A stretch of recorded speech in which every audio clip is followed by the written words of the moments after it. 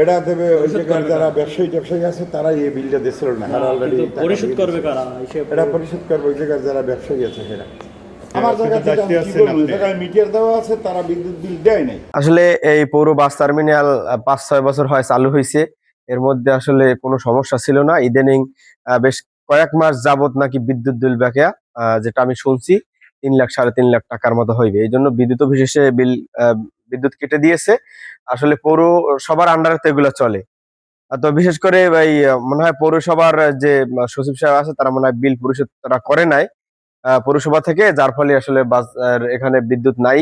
এই অন্ধকারে মানুষের প্রচুর ভোগান্তি। আর আজকে ৫ দিন হয়েছে রাত্রে টয়লেট আসলে বন্ধ থাকে, এখানে প্রচুর শ্রমিক আছে, রাত্রে যাত্রীরা আসে, কেউ কোথায় বাহিরে যাইবে এটার কোনো মানে খুঁজে পাচ্ছে না। পরে চারপাশের আসলে এখন ঢোকা যায় না, পরিবেশটা এত সুন্দর ছিল, সবকিছু নষ্ট হয়ে গেছে। আমাদের এখানে কারেন্টের সমস্যা হইলে বকেয়া বিল পাইবে, কিন্তু বিলটা তোমাদের মালিক সমিতি বা শ্রমিক ইউনিয়ন দেবে না। এই বিলটা সম্পূর্ণ পৌরসভায় যা বহন করবে, কিন্তু তারা দেয় না। আজকের ৫ দিন ধরিয়া এত বড় একটা স্থানে কারেন্ট নাই। এই কারেন্টের কারণে মনে করেন আমরা খুব ভোগান্তিতে আছি। এখানে যে কোনো মুহূর্তে একটা অঘটন ঘটতে যাইতে পারে, কারণ ভাই এখানে অনেক মেয়ে ছেলেরা আসা যাওয়া করে একটু ঘোরার জন্য, যে কোনো একটা অকারেন্স ঘটতেই পারে।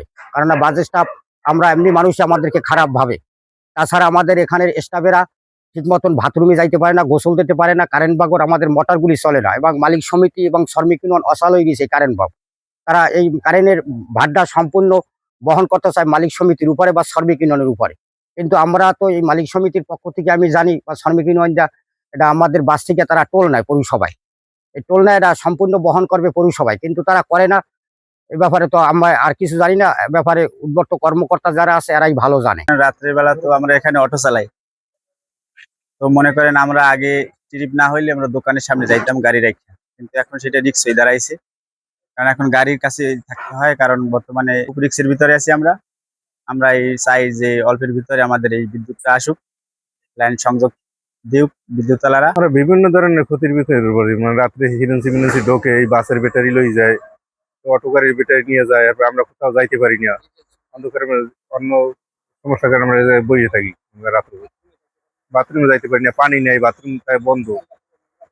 এই স্থান মনে করেন নোংরা হয়ে গেছে পুরো একবারে। মনে করেন গাড়ির যাত্রী আইসে মনে করেন এখানে সেখানে মনে করেন টয়লেট করে, কারণ টয়লেট থাকে রাতে তালা মারা। কারেন্ট না থাকলে তো মোটর চলে না, পানি আসছে না, মনে করেন এই কারণে সমস্যা হয় মনে করেন এই টয়লেট। এটা দেবে ওই জায়গার যারা ব্যবসায়ী আছে তারাই এই বিলটা দিছিল না, আর অলরেডি পরিশোধ করবে কারা? এটা পরিশোধ করবে ওই জায়গার যারা ব্যবসায়ী আছে সেটা। এই বিষয়ে আপনি কোনো সাক্ষাৎকার দিবেন না? এরা তো বলছে যে মানে বাস মালিক সমিতি বলছে যে পৌরসভা নিয়ে ই করবে, মানে এটা পরিশোধ করবে, কিন্তু এই বিলটা উত্তোলন করেন কিরকম? যাই হোক, সারা জায়গায় আসছিল ভাই, এটা ভালো লাগছে, সিদ্ধান্ত হয়েছে। মানে আপনার জায়গা থেকে আপনি আমার জায়গা থেকে আমি কি বলবো, ওই জায়গায় মিটার দেওয়া আছে, তারা বিদ্যুৎ বিল দেয় নাই। এটা আজকে এসে তারা বিদ্যুৎ বিল দিয়ে গেছে।